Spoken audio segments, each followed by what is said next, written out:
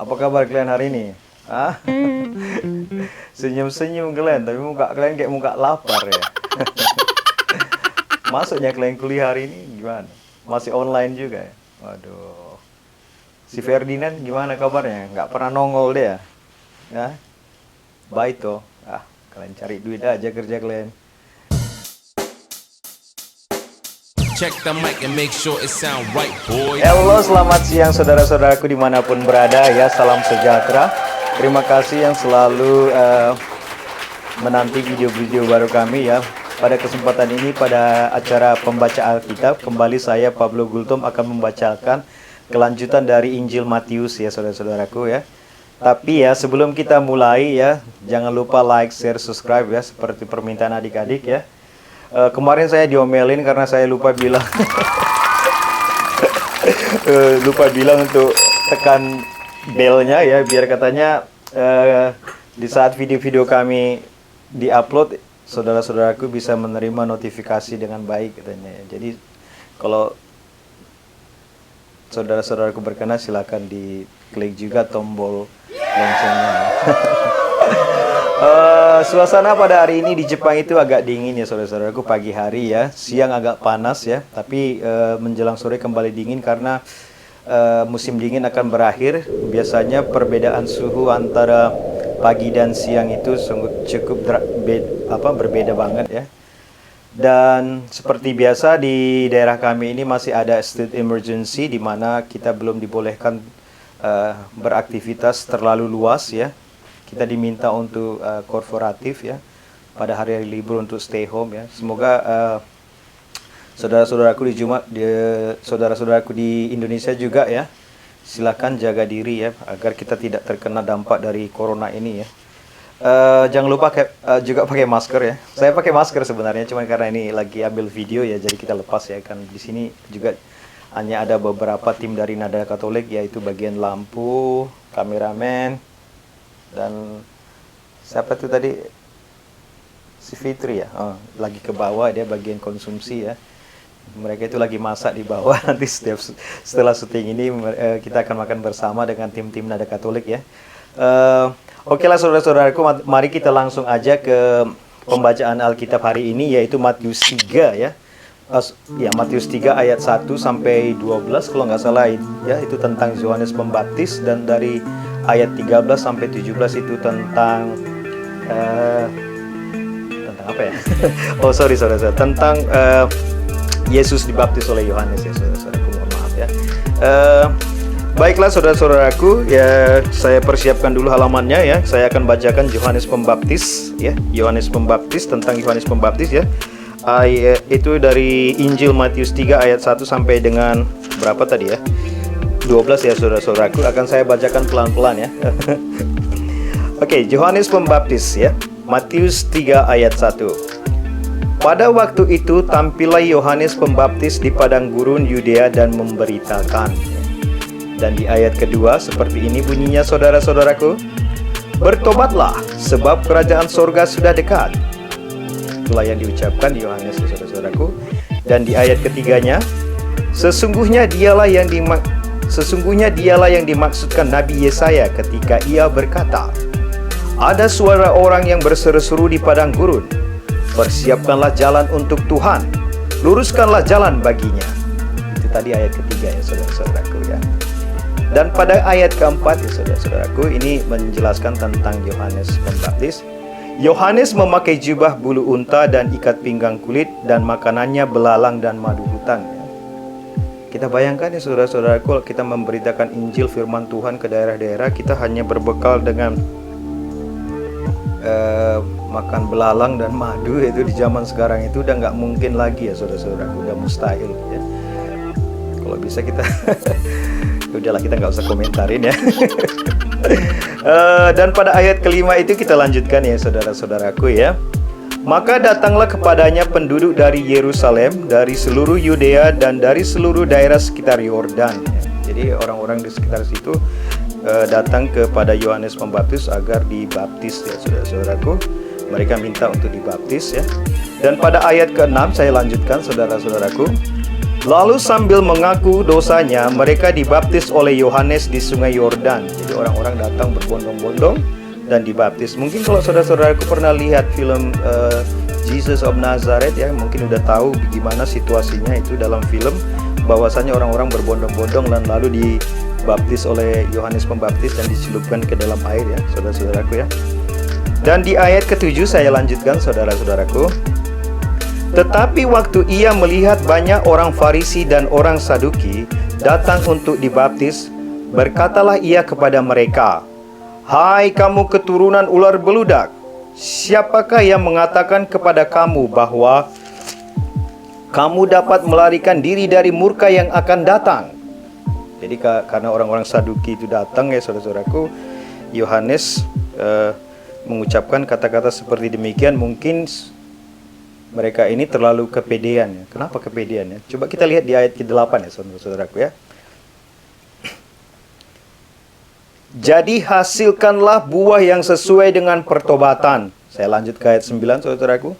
Dan janganlah mengira bahwa kamu dapat berkata dalam hatimu, Abraham adalah bapa kami, karena aku berkata kepadamu, Allah dapat menjadikan anak-anak bagi Abraham dari batu-batu ini. Mungkin inilah yang menyebabkan, karena orang selama ini mungkin orang-orang Saduki itu beranggapan bahwa nenek moyang mereka itu Abraham, lalu Tuhan akan menghapus dosa mereka begitu saja. Ternyata tidak seperti itu ya, saudara-saudara. Kita lanjut ke ayat 10 ya, saudara-saudaraku. Kapak sudah tersedia pada akar pohon, dan setiap pohon yang tidak menghasilkan buah yang baik pasti ditebang dan dibuang ke dalam api ya. Saya ucapkan sekali lagi ya, saudara-saudaraku, ayat ke-10. Kapak sudah tersedia pada akar pohon, dan setiap pohon yang tidak menghasilkan buah yang baik pasti ditebang dan dibuang ke dalam api. Jadi kalau kita umat manusia itu tidak menghasilkan buah yang baik, sudah tentu akan ditebang dan dibuang ke dalam api ya, saudara-saudara. Itu tidak peduli siapakah apa kita, nenek moyang kita Abraham atau gimana. Asal kita itu tidak mempunyai buah yang baik, maka kita akan ditebang dan dibuang ke dalam api ya. Lalu kita lanjut ke ayat 11 ya, saudara-saudaraku. Aku membaptis kamu dengan air sebagai tanda pertobatan, tetapi ia yang datang kemudian daripadaku lebih berkuasa daripadaku, dan aku tidak layak melepaskan kasutnya. Ia akan membaptiskan kamu dengan Roh Kudus dan dengan api. Itulah tadi yang disebutkan Yohanes Pembaptis. Mungkin kita sudah mengetahui kira-kira siapa yang disebutkan, yang dimaksud dengan Yohanes Pembaptis pada ayat ini ya. Nah, mari kita lanjutkan ke ayat 12 ya, saudara-saudaraku. Alat penampi sudah di tangannya. Ia akan membersihkan tempat pengirikannya dan mengumpulkan gandumnya ke dalam lumbung. Tetapi debu jerami itu akan dibakarnya dalam api yang tidak terpadamkan. Wow, jadi ini perumpamaan yang sangat bagus ya. Ibarat kita menampi padi ya. Yang berisi itu akan mendekat ke tubuh kita, dan yang kosong itu akan terbuang ya, saudara-saudaraku ya. Kira-kira seperti itu, dan yang terbuang itu akan dibakar oleh petani ya. Jadi perumpamaan ini cukup mudah untuk dimengerti ya. Jadi kita itu perlu menjadi jerami yang berisi ya, saudara-saudaraku. Nah, itulah tadi ayat ke-12 ya, yaitu mulai dari ayat 1 sampai ayat ke-12 tentang Yohanes Pembaptis ya, saudara-saudaraku. Dan mulai dari ayat 13 sampai dengan 17 ini di mana Yesus dibaptis oleh Yohanes ya, saudara-saudara. Mungkin kita sudah tahu alur ceritanya, tapi lebih enak lagi kalau kita dengar ya kembali ya firman Tuhan itu ya, saudara-saudaraku. Nah, di ayat ke-13 saya ucapkan ya, saudara-saudaraku. Maka datanglah Yesus dari Galilea ke Yordan kepada Yohanes untuk dibaptis olehnya. Jadi Yesus datang dari Galilea ke Yordan hanya untuk dibaptis oleh Yohanes ya, saudara-saudaraku. Di ayat ke-14, tetapi Yohanes mencegah dia. Ya. Katanya, Akulah yang perlu dibaptis olehmu dan engkau yang datang kepadaku. Lalu di ayat ke-15, Yesus menjawab demikian, saudara-saudaraku. Lalu Yesus menjawab, katanya kepadanya, biarlah hal itu terjadi, karena demikianlah sepatutnya kita menggenapkan seluruh kehendak Allah. Dan Yohanes pun menurutinya. Ya. Setelah Yesus menjawab seperti itu, akhirnya Yohanes menuruti permintaan Yesus, ya saudara-saudaraku. Dan di ayat ke-16 saya lanjutkan ya saudara-saudaraku ya. Sesudah dibaptis, Yesus segera keluar dari air dan pada waktu itu juga langit terbuka dan ia melihat Roh Allah seperti burung merpati turun ke atasnya. Jadi setelah Yesus dibaptis ya, tanda-tanda itu datang ya saudara-saudaraku dan akan dijelaskan di ayat ke-17 ya saudara-saudaraku ya. Di ayat ke-17 begini bunyinya. Lalu terdengarlah suara dari sorga yang mengatakan, inilah anakku yang kukasihi, kepadanya lah aku berkenan. Ya, saudara-saudaraku. Sekali lagi saya ucapkan ayat ke-17 ya saudara-saudaraku. Lalu terdengarlah suara dari sorga yang mengatakan, inilah anakku yang kukasihi, kepadanya lah aku berkenan. Ya. Jadi ini ayat yang harus kita ingat selalu ya sebenarnya saudara-saudaraku. Tapi saya sendiri seperti yang saya ucapkan pada video pertama bahwasanya saya juga jarang ya membaca Alkitab ya saudara-saudaraku. Jadi Matius 3 ini hanya ada 17 ayat ya saudara-saudaraku. Jadi pada hari ini videonya agak cukup singkat ya, dimana kita hanya membaca tentang dua kejadian, yaitu tentang Yohanes Pembaptis dan di mana Yesus dibaptis oleh Yohanes ya saudara-saudaraku ya. Nah saudara-saudaraku, itulah tadi ya pembaca Alkitab.